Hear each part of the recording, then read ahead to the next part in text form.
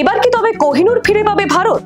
British মিউজিয়ামে থাকা সেই ঐতিহাসিক হিরেকে নিয়ে নতুন জল্পনা ব্রিটেনের সংস্কৃতি মন্ত্রকের। ব্রিটিশ মিউজিয়ামে থাকা কোহিনূর হিরে ফেরাতে বারবার উদ্যোগী হয়েছে ভারত। নয়াদিল্লি এবং লন্ডনের ভারতীয় দূতাবাসের তরফে এর জন্য কূটনৈতিক তোড়জোড়ও কম হয়নি। ঐতিহাসিক এই হীরের ভবিষ্যৎ নিয়ে আবারও আলোচনার ঝড় উঠেছে। ব্রিটেনের সংস্কৃতি, গণমাধ্যম ও ক্রীড়ামন্ত্রী লিজা নন্দির সাম্প্রতিক মন্তব্যে নতুন করে আশার আলো দেখা যাচ্ছে। যদিও কোহিনূর হিরে ফিরিয়ে দেওয়ার ব্যাপারে তিনি স্পষ্ট করে কোনো প্রতিশ্রুতি দেননি। 105.6 মেট্রিক ক্যারেটের এই ঐতিহাসিক হীরের ওজন 21.6 গ্রাম। 1100 থেকে 1300 খ্রিস্টাব্দের মধ্যে অন্ধ্রপ্রদেশের গন্টুরের কাছে কোল্লুর খনি থেকে পাওয়া গিয়েছিল এই হিরে। 1310 সালে কাকতীয় বংশের সঙ্গে বারাঙ্গলের যুদ্ধে এই হিরে দখল করেন দিল্লির সুলতান আলাউদ্দিন খিলজি। পরে তা হাতবদল হয়ে আসে মুঘল দরবারে।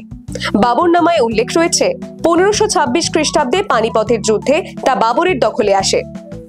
এরপর এ হাত ও হাত হয়ে জায়গা হয় ইংল্যান্ডে।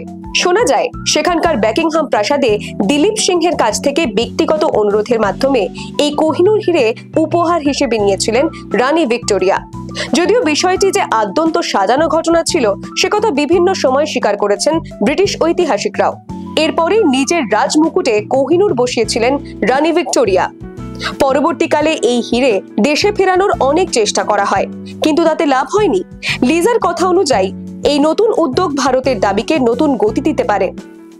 এখন দেখার ঐতিহাসিক ঘটনার সাক্ষী এই অমূল্য রতন কবে নিজের জন্মভূমি ফিরে পায়। Bureau report, the wall.